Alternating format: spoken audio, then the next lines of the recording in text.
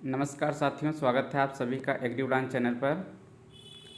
आज हम आपको कृषि विज्ञान के इम्पॉर्टेंट एमसीक्यू सॉल्व करवाएंगे। ये क्वेश्चन आपको कृषि विज्ञान के जितने भी कम्पिटिटिव एग्ज़ाम होते हैं वहाँ पे काम आएंगे। लेकिन आज का जो वीडियो है, कई सारे बच्चों ने हमें फ़ोन कॉल्स किए हैं। काफ़ी दिनों से हम वीडियो नहीं बना रहे थे, तो कई बच्चों ने कहा सर टीजीटी पीजीटी के लिए कुछ क्वेश्चन सॉल्व करवा दीजिए। तो उनके अनुरोध पे ही हम ये वीडियो कर रहे हैं, ठीक है। तो आप लोग प्रॉपर देखते रहिए। अब आपको टाइम टू टाइम कुछ क्वेश्चन ऐसे ही मिलते रहेंगे, और जिनकी समस्याएं होंगी, जो बच्चे स्पेशल रूप से टीजीटी पीजीटी की तैयारी कर रहे हैं, वो लोग हमें कॉल कर सकते हैं और जानकारी ले सकते हैं। तो यहाँ पे पहला क्वेश्चन है, रेशम कीट पालन कब शुरू किया गया था। आप लोग इसका रोक रोक के बीच बीच में आंसर करते रहेंगे, ठीक है। और इसके बाद में आपको हम सलूशन बताते रहेंगे। तो यहाँ रेशम कीट पालन कब शुरू किया गया था। ऑप्शन पहला है आपके सामने 3500 BC, दूसरा है 7500 BC, तीसरा है 2700 BC और चौथा है 3400 BC। आपको बताना है रेशम कीट। तो सबसे पहले तो हम आपको बता दें, जो ये रेशम कीट है ये पालना शुरू कहाँ किया गया था। सबसे पहले तो ये बताइए आप लोग। तो ये सबसे पहले चीन में इसकी खेती करना शुरू की गई थी रेशम कीट की, ठीक है। और अगर हम बात करें कि किस सन में शुरू किया गया था, तो सन है 2700 BC। कितना है? 2700 BC। बाकी जैसे कभी आपसे पूछ देता है कि ये जैसे हमने दिया है आपको 3500 BC, तो 3500 BC में क्या किया गया था, आलू की खेती प्रारंभ हुई थी, ये भी ध्यान रखेंगे। मुख्य रूप से पूछा जाता है 7500 BC में, तो यहाँ पर गेहूँ और जौ, कौन सा, गेहूँ और जौ की खेती प्रारंभ की गई थी। इसके अलावा जैसे यहाँ पे 3400 BC दे रखा है, 3400 BC में जो है पहिए का आविष्कार हुआ था। तो ये पहला क्वेश्चन था। अब हम देखेंगे क्वेश्चन नंबर 2। आप लोग इस वीडियो को मैक्सिमम लोगों तक शेयर करेंगे, जितने आपके ग्रुप में टीजीटी या पीजीटी से रिलेटेड व्हाट्सएप ग्रुप हैं वहाँ पे भी शेयर कर देंगे, ठीक है। क्वेश्चन नंबर 2 है, सेवाग्राम प्रोजेक्ट जो कि महात्मा गांधी द्वारा चलाया गया था, किस सन में शुरू हुआ था। तो पहले तो आप यही जान रहे हैं कि ये जो सेवाग्राम प्रोजेक्ट है ये किसके द्वारा चलाया गया था। तो यहाँ पर आपके पास आंसर है महात्मा गांधी द्वारा चलाया गया था। अब बात कर रहा है किस सन में शुरू किया गया था, तो आपको सन बताना है।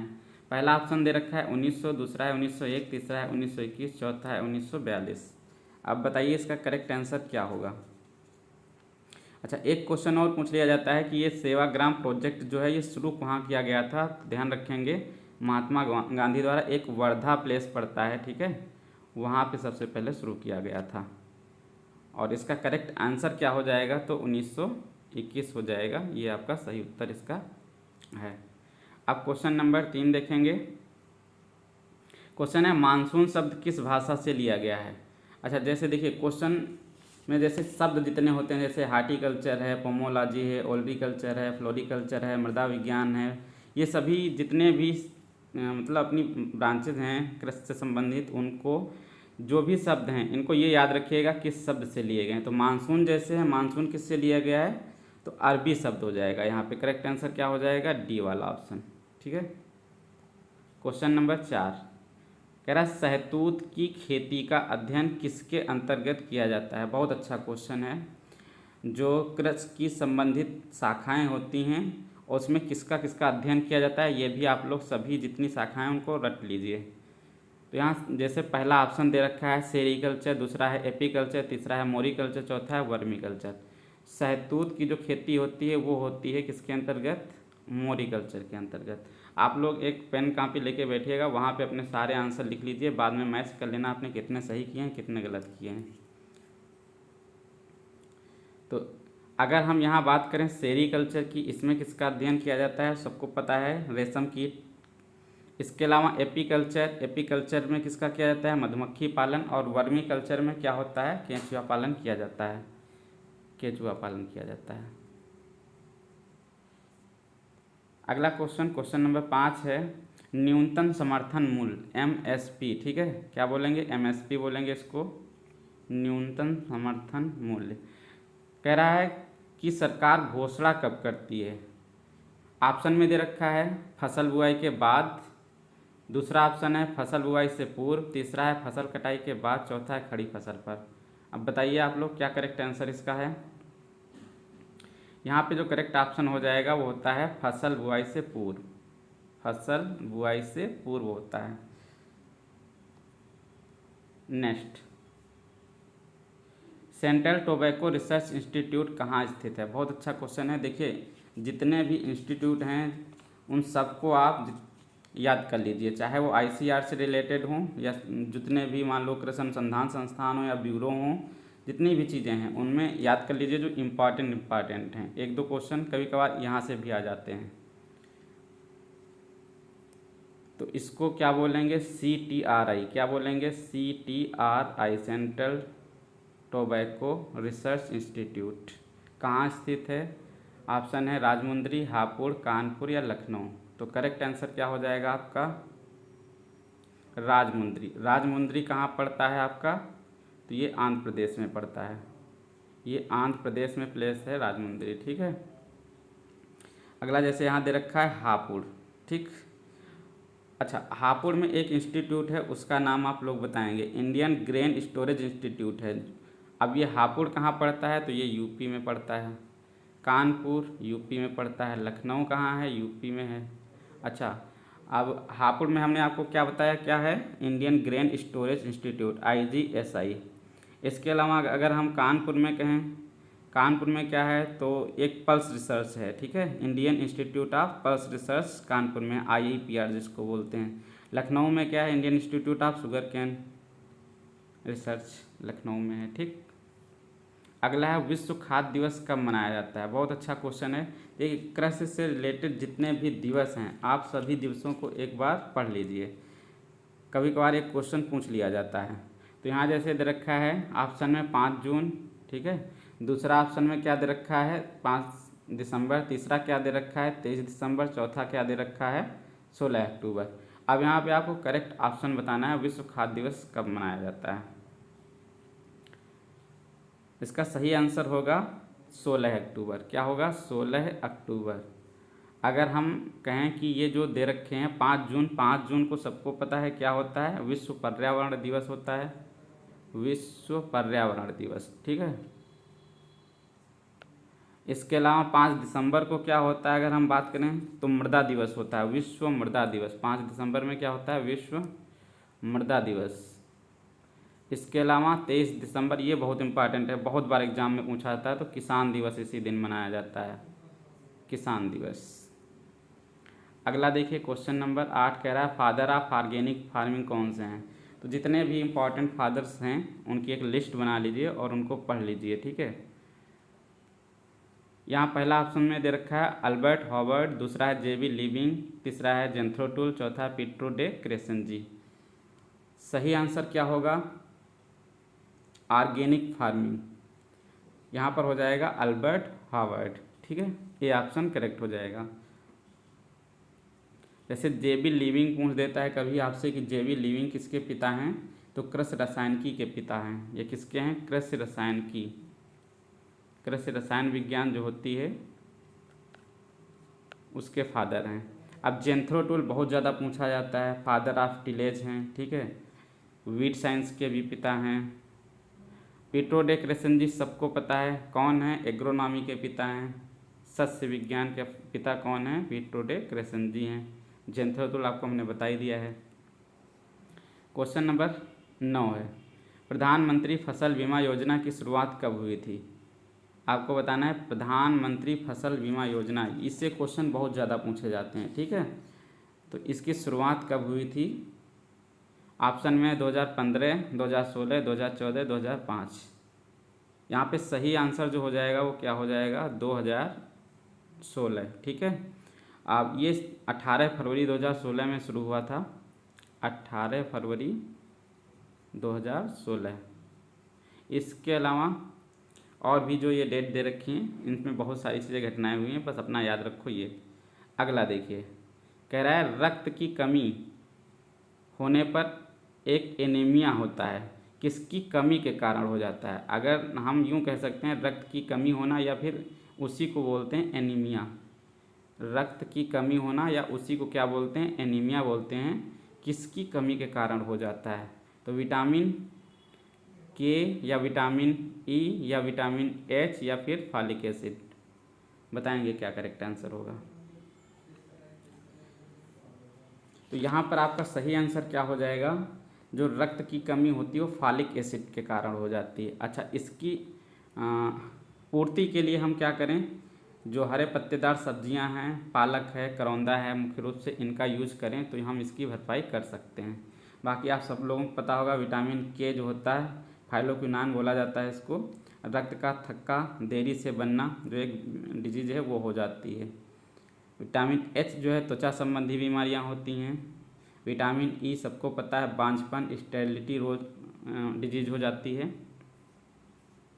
नेक्स्ट है, विश्व की पहली ट्रांसजेनिक फसल कौन सी है? कपास, तंबाकू, गेहूं या फिर धान, बताइए। सबसे पहले तो हम जानते हैं ये ट्रांसजेनिक क्या होता है।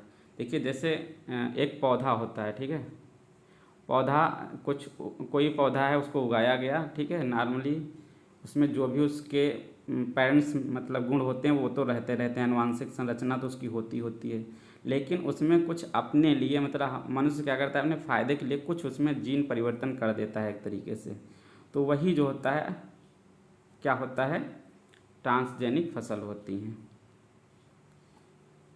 तो इसमें कह रहा है विश्व की पहली ट्रांसजेनिक फसल कौन सी है, तो यहाँ पर करेक्ट आंसर क्या हो जाएगा, तंबाकू। क्या हो जाएगा, तंबाकू विश्व की पहली ट्रांसजेनिक फसल है।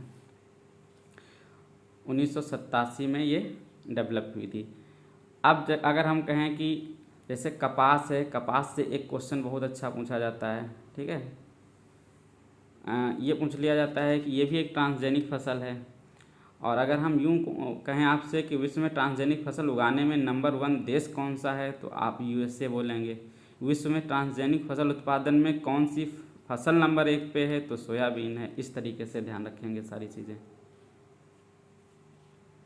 अगला है अंडा या फिर हम कह सकते हैं पोल्ट्री प्रोडक्शन से संबंधित क्रांति कौन सी है।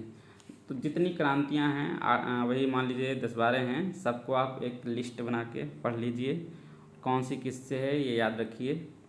यहाँ पे जो भी हैं हम आपको बता देंगे किससे कौन सी संबंधित है। फिलहाल तो आप इसका आंसर करेंगे रजत क्रांति, गोल क्रांति, गुलाबी क्रांति या धूसर क्रांति। आप लोग कमेंट बॉक्स में इसका आंसर ज़रूर करिए, ठीक है। तो यहाँ पे जो करेक्ट आंसर होगा सबसे पहले तो वो आप लोग बता देंगे। इसका आंसर हो जाएगा आपका रजत क्रांति। क्या हो जाएगा, रजत क्रांति, ठीक है। इसके अलावा जैसे यहाँ पे दे रखा है गोल क्रांति। गोल क्रांति किससे संबंधित है, राउंड रिवॉल्यूशन, तो ये आलू से संबंधित होती है। किससे होती है, आलू से संबंधित होती है। अगर इसके अलावा हम कहें कि गुलाबी क्रांति किससे संबंधित है, तो जिसको पिंक रिवॉल्यूशन बोलेंगे, झींगा और प्याज उत्पादन से। किससे होती है, झींगा और प्याज उत्पादन से। झींगा मछली होती है और प्याज उत्पादन से होता है ये संबंधित। अगर हम कहें धूसर, जिसको धूसर को बोलेंगे ग्रे, कौन सी, GREY, ग्रे। ग्रे रिवॉल्यूशन किससे संबंधित होती है, तो फर्टिलाइजर या उर्वरक से संबंधित होती है। ये सभी चीज़ें ध्यान रखेंगे आप लोग। अगला, इंडियन एग्रीकल्चर मेट्रोलॉजी डिपार्टमेंट की स्थापना कब हुई थी। बहुत अच्छा क्वेश्चन है, बताइए आप लोग। पिछली बार TGT में शायद क्वेश्चन यहाँ से एक आया भी था, वो पुणे महाराष्ट्र वाला था कुछ क्वेश्चन, ठीक है। तो इन सबको याद कर लेना। यह है इंडियन एग्रीकल्चर मेट्रोलॉजी डिपार्टमेंट की स्थापना कब हुई, तो यहाँ पर आपको बताना है 1901, 1932, 1960 या फिर 1875। क्वेश्चन है IAMD की स्थापना, IAMD ये है। और एक होता है IMD, इसको बोलते हैं इंडियन मेट्रोलॉजी डिपार्टमेंट, जो कि इसकी स्थापना हुई थी, हम बता दे रहे हैं 1875 में। यहाँ पे पहले करेक्ट आंसर सुन लो, इसका करेक्ट आंसर कौन सा है इस क्वेश्चन का, तो सॉरी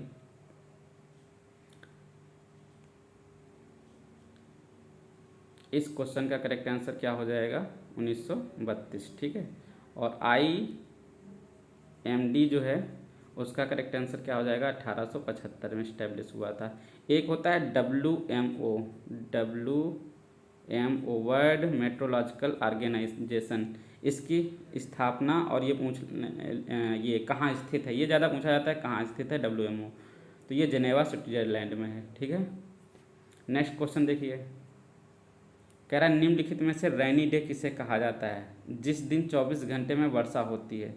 मतलब हम यूँ कह सकते हैं इसको, मतलब एक दिन जो 24 घंटे का होता है उस 24 घंटे में कितनी वर्षा हो, जो हम उसे रैनी डे कहें। ठीक है, 24 घंटे में या एक दिन में कितनी वर्षा हो जिसे हम रैनी डे कह सकते हैं। तो 2.5 mm या फिर 1 से 2 mm या फिर 0 से 1.5 mm या 4 से 7 mm। क्या करेक्ट आंसर होगा? इसका सही उत्तर जो होगा 2.5 mm से अधिक होगा। ठीक है, से अधिक, इससे अगर अधिक होती है वर्षा तो हम उसे रैनी डे कह सकते हैं। अगला क्वेश्चन नंबर 15 है, जैव भौतिक घटना जिसमें वनस्पति एवं भूमि से पानी वाष्प में परिवर्तित होकर वायुमंडल में चला जाता है, उस क्रिया को क्या कहते हैं? अच्छा क्वेश्चन है, आप लोग बताएंगे। पहला ऑप्शन है आपके सामने वाष्पोत्सर्जन, दूसरा है वाष्पीकरण, तीसरा है वाष्पीकरण वाष्पोत्सर्जन, चौथा है कोई नहीं। करेक्ट आंसर क्या होगा? देखिए यहाँ पे करेक्ट आंसर क्या हो जाएगा, सी ऑप्शन। ठीक है, वाष्पीकरण वाष्पोत्सर्जन। अब होता क्या है समझिए आप थोड़ा सा। वाष्पोत्सर्जन क्या होता है, जैसे कोई ये प्लांट है, ठीक है, ये प्लांट है, इनके जो भी रंध्र होते हैं, पत्तियां होती हैं, कुछ भी होता है, इस पूरे प्लांट के पार्ट से जो भी जल वाष्प के रूप में वायुमंडल में जा रहा है उसे हम लोग बोलते हैं वाष्पोत्सर्जन। वाष्पीकरण क्या होता है, जैसे ये हमारी सॉइल है, ठीक है, प्लस यहाँ पे प्लांट है, प्लांट के पोर्शन से, ठीक है, इसके साथ साथ में सॉइल से, दोनों से जल अगर वाष्पित होके जा रहा है तो हम उसे कहेंगे वाष्पीकरण। अब तीसरा केस, सॉरी ये गलत बोल दिया आपको, ये गलत बोल दिए, सॉरी, ये पहला तो सही हम आपको बताएं प्लांट के केस से। ठीक है, दूसरा हमने आपको बताया वाष्पीकरण क्या होता है, ये सॉइल हमने आपको बताई। ठीक है, और मान लीजिए यहाँ पे पानी है, समुद्र, ठीक है, ये समुद्र है और ये मृदा है।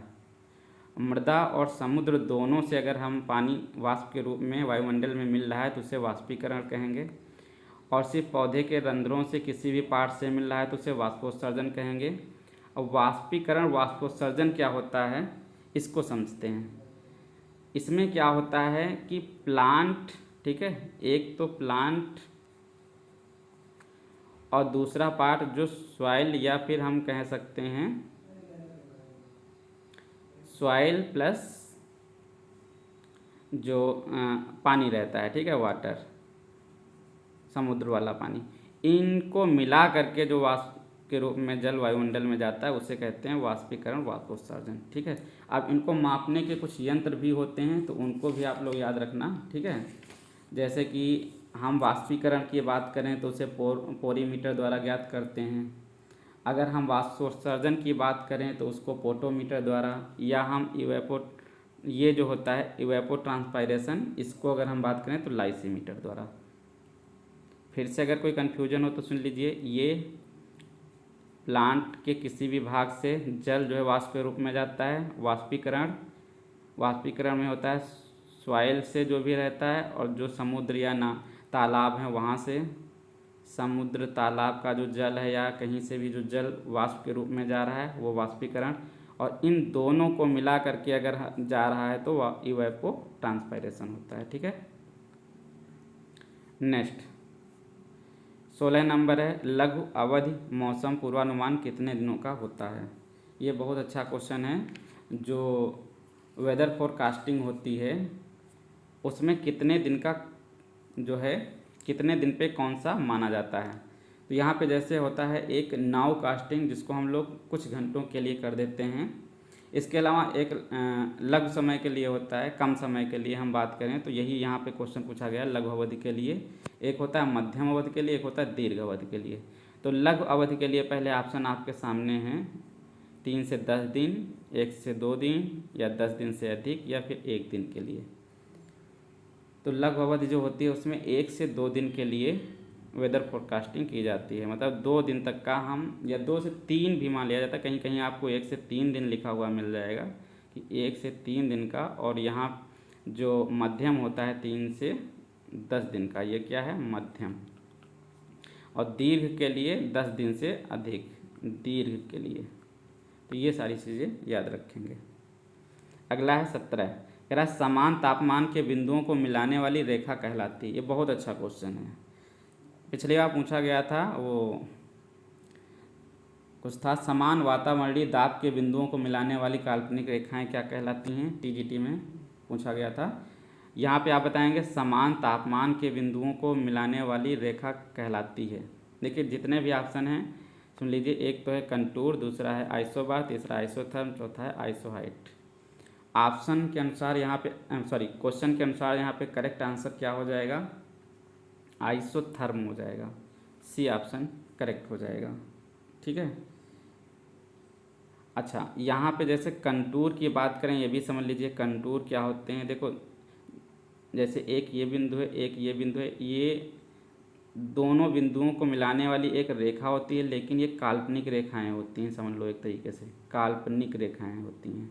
हम यूँ कहें तो कह सकते हैं एक समान ऊंचाई के बिंदुओं को जोड़ने वाली काल्पनिक रेखाएं क्या होती हैं, कंटूर कहलाती हैं। अगर हम आइसोबार की बात करें तो समान वातावरणीय दाब के बिंदुओं को मिलाने वाली काल्पनिक रेखाएं, मतलब एक जगह का दाब और दूसरे जगह का दाब इक्वल होना चाहिए, उन बिंदुओं को मिलाने वाली आइसोबार कहलाती हैं। आइसोथर्म, थर्म मतलब जैसे थर्मामीटर होता है ना, थर्म समझ रहे हैं, थर्मामीटर तापमान के लिए होता है, तो यहाँ पे भी ध्यान रखेंगे, थर्मामीटर जैसे होता है थर्म, हम ऐसे बात कर रहे हैं थर्म, ठीक है। तो थर्म मतलब तापमान से संबंधित, इसको ध्यान रखेंगे। तो समान तापमान के बिंदुओं को मिलाने वाली, मतलब जो तापमान इस बिंदु पे है उसी तापमान को इस बिंदु पे होना चाहिए, इन दोनों रेखाओं को मिलाने वाली आइसोथर्म कहलाती हैं। आइसोहाइड क्या होती है, समान वर्षा की मात्रा के बिंदुओं को मिलाने वाली काल्पनिक रेखाएँ होती हैं। तो इन सभी चीज़ों को याद रखेंगे, पिछली बार यहाँ से क्वेश्चन पूछा गया था। अगला देखिए ऑप्शन इसका, हाँ आंसर तो आपको दे ही दिए थे, सी ऑप्शन, ठीक है। नेक्स्ट है 18 नंबर, निम्न गैसों में से मुख्य रूप से धान के खेत में कौन सी गैस निकलती है। अब बहुत अच्छा क्वेश्चन है। यहाँ पे ऑप्शन है आपके पास carbon dioxide, methane, nitrous oxide या अमोनिया। जो सही ऑप्शन आपका हो जाएगा वो क्या हो जाएगा, मेथेन। मेथेन धान के खेत से निकलती है, ठीक है। अगला क्वेश्चन देखेंगे, क्वेश्चन नंबर 19, कह रहा है निम्नलिखित में से सरसों की कौन सी प्रजाति शुष्क खेती के लिए महत्वपूर्ण है। बहुत अच्छा क्वेश्चन है, शुष्क खेती के लिए कौन सी सरसों की प्रजाति है जो बहुत महत्वपूर्ण है, वरुणा, दुर्गामणि, अरावली या सभी। तो यहाँ पे करेक्ट आंसर क्या हो जाएगा आपका, सभी। ये जितनी भी प्रजातियाँ हैं वो शुष्क खेती के लिए इम्पॉर्टेंट हैं, जो ड्राई एग्रीकल्चर की जाती है उसके लिए। अगला है निम्नलिखित में से वृद्धि अवरोधक का सबसे अच्छा उदाहरण क्या है। इसको थोड़ा सा समझेंगे। जो एंटी ट्रांसपायरेंट होते हैं, जिसको वाष्पोत्सर्जन अवरोधक बोलते हैं, वो कई प्रकार के होते हैं, आपने पढ़ा होगा। जैसे एक होता है स्टोमेटा क्लोजिंग टाइप, ठीक है, रंध्र बंद करने वाले। दूसरा होता है जैसे रिफ्लेक्टिंग टाइप, परावर्तित प्रकार के। तीसरा होता है फार्मिंग, जो पत्ती पर आवरण बनाते हैं। चौथा ग्रोथ रिटार्डेंट, ये जो हमने क्वेश्चन आपसे पूछा है, ग्रोथ रिटार्डेंट, ठीक है, वृद्धि अवरोधक। ये क्या करते हैं, जैसे ये जितने भी चीज़ें होती हैं, ये पौधों के जो वाष्प बन के पौधों से जा रही होती है उसको कंट्रोल करते हैं, मतलब उसका वाष्पन नहीं होने देते हैं, वाष्पोत्सर्जन की दर को कम करते हैं, ठीक है। तो यहाँ पे हमने पहले आपसे वृद्धि अवरोधक पूछा, तो उसका जो सही आंसर होगा वो क्या होगा, साइकोसेल होगा। क्या होगा, साइकोसेल होगा। बाकी समझने वाली बात ये है, जैसे स्टोमेटा क्लोजिंग टाइप आपसे पूछ देता है कभी कि एंटी ट्रांसपायरेंट कौन सा है, तो वहाँ पे आपको PMA या फिर कार्बन डाइऑक्साइड, एट्राजिन, ये सब मिल जाएंगे। जैसे केओलिन है, ये होता है रिफ्लेक्टिंग टाइप, एंटी ट्रांसपायरेंट है। ये रिफ्लेक्टिंग टाइप एंटी ट्रांसपायरेंट है, कौन, केओलिन, ठीक है। अगर हम बात करें यहाँ पे जैसे सिलिकॉन या फिर आयल दे रखा है, तो ये क्या है, सिलिकॉन और आयल क्या है? ये क्या होते हैं? जो पत्तियों पर फार्म बनाते हैं, जैसे पत्ती है, एक कोई लीफ है, ठीक है, लीफ के ऊपर ऐसे एक आवरण बना देते हैं, जिससे क्या होता है, इस पत्ती का जो वाष्प है, जल है, वाष्प के रूप में बाहर नहीं जाता, उसको कंट्रोल करते हैं। तो ये कौन कौन होता है? सिलिकॉन या फिर आयल है। साइकोसेल क्या होता है? ये जब कोई पौधा है, ठीक ना, उसकी जड़ जड़ को क्या करता है? बढ़ाता है, और पूरे तने को मतलब नहीं बढ़ने देता है। तो ये क्या करते हैं? जब जड़ की अपेक्षा क्या करते हैं? तने की वृद्धि को कम कर देते हैं। जब पौधा ज़्यादा बड़ा नहीं होगा, उसमें ज़्यादा ब्रांचेज नहीं होंगी, तो जायज़ सी बात है उस पौधे से जो है वाष्पन कम हो जाएगा, वाष्पोत्सर्जन कम हो जाएगा। इसलिए साइकोसेल क्या करता है? पौधे की ये जो जड़ें होती हैं, इनकी ग्रोथ अंदर तक ले जाता है और पौधे की ग्रोथ को कम करता है, ठीक ना। तो ये सब एंटी ट्रांसपायरेंट होते हैं। तो यहाँ करेक्ट आंसर क्या था? साइकोसेल था। तो आज के इतने ही क्वेश्चन, ठीक है। कई सारे लोगों ने हमें फ़ोन किया कि इस बार आप क्यों नहीं पढ़ा रहे हैं, एक्चुअल कुछ अपनी पर्सनल इश्यूज़ हैं, तो उसकी वजह से हम नहीं पढ़ा रहे थे, पर काफ़ी लोगों ने कहा, तो उसके बावजूद हम ये वीडियो लेके आए हैं, ठीक है। ऐसे ही आपको वीडियो मिलते रहेंगे। बस एक चीज़ है कि आप लोग इसको मैक्सिमम लोगों तक शेयर कीजिए और बोलिए कि आप फिर से क्लासेस शुरू हो रही हैं, ठीक है। Thank you so much. मिलते हैं नेक्स्ट वीडियो में।